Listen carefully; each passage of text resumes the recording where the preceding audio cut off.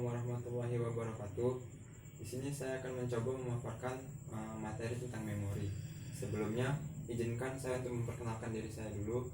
Kenalkan, nama saya Widya Pratama Mardika dari kelas TIP 1801. Langsung saja ke materinya. Untuk judul besarnya yang akan kita bahas adalah manajemen memori.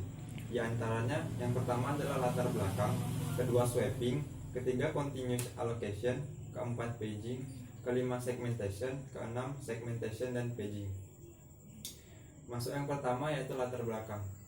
Sistem operasi adalah perangkat lunak sistem yang bertugas untuk melakukan kontrol dan manajemen perangkat keras serta operasi-operasi dasar sistem, termasuk menjalankan perangkat lunak seperti aplikasi, pengolah kata, dan peramban web. Secara umum, sistem operasi adalah perangkat lunak pada lapisan pertama yang ditempatkan pada memori komputer pada saat komputer dinyalakan atau pada saat pertama kali booting. Jadi bisa disimpulkan bahwa memori adalah salah satu perangkat yang sangat penting bagi sebuah komputer, laptop, ataupun alat elektronik lainnya. Berikutnya tentang manajemen memori.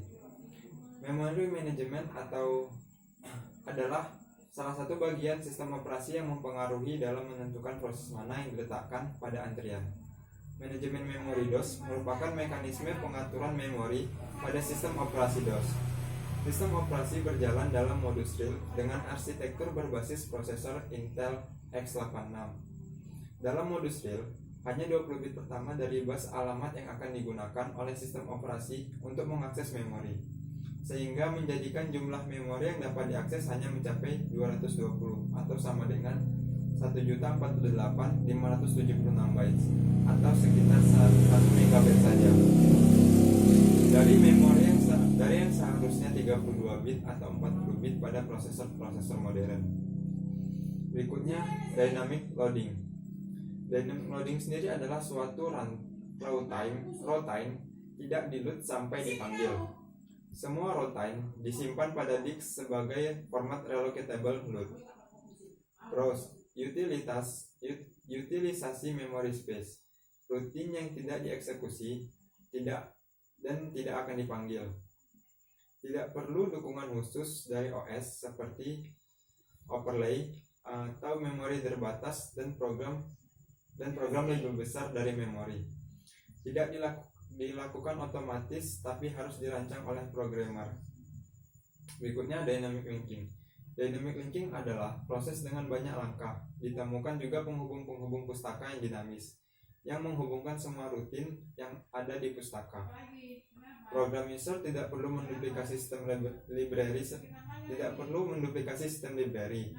Artinya, sistem library dipakai bersama, mengurangi pemakaian space. Contoh dynamic linking sendiri library adalah Win32. Berikutnya overlay.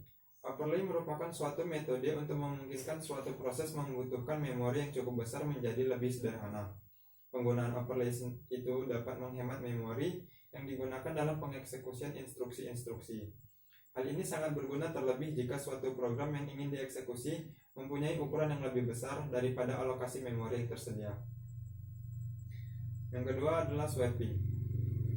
Swapping merupakan suatu proses dapat di-swap secara temporary keluar dari memori dan dimasukkan ke backing storage, dan dapat dimasukkan kembali ke dalam memori pada eksekusi selanjutnya. Backing store disk. Backing store disk cukup besar untuk mengakomodasi kopi semua memori image pada semua user.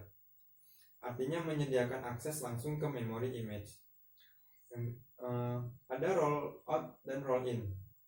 Varian swapping yang digunakan dalam penjadwalan prioritas. Artinya proses dengan prioritas rendah di swap out, sehingga proses dengan prioritas tinggi dapat di-load dan dieksekusi terlebih dahulu.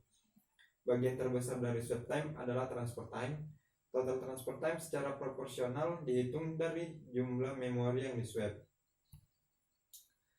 Berikutnya yang ketiga ada continuous allocation. Tiap proses menempati suatu blok tunggal alokasi memori yang berurutan.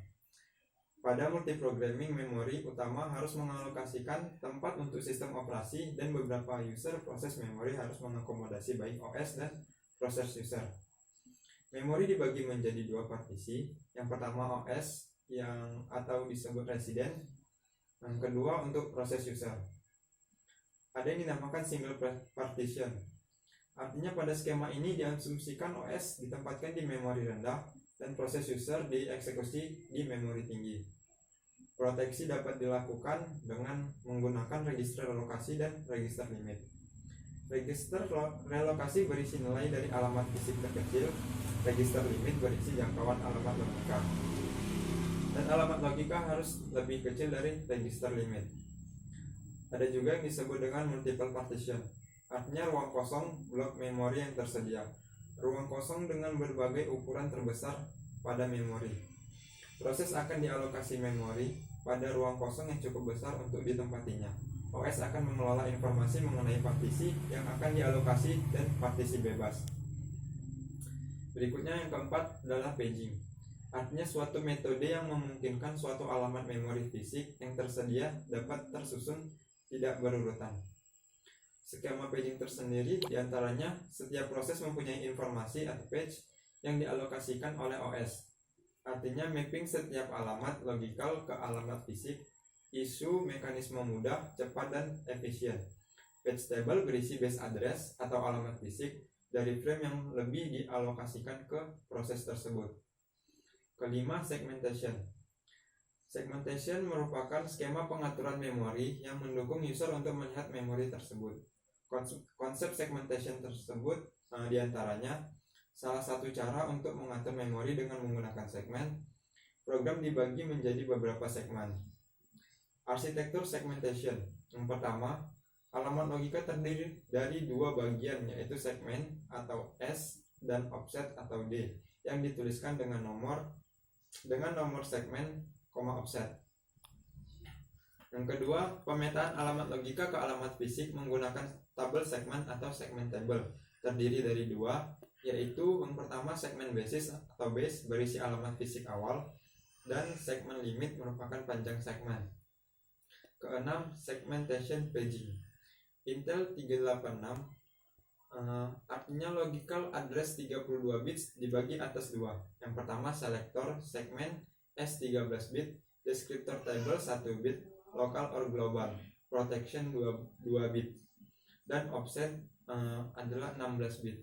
Yang jika ditotal maka akan menghasilkan nilai 32 bit. Berikutnya melalui descriptor table. Yang pertama, selektor menentukan entry pada table, melihat protection dan menguji limit atau tabel berisi informasi limit. Kedua, menghasilkan linear address, artinya base address segmen ditambah offset. Oke, mungkin cukup sekian aja pemaparan materi tentang memori. Mungkin ada kurangnya, saya mohon maaf. Saya sudahi. Assalamualaikum warahmatullahi wabarakatuh.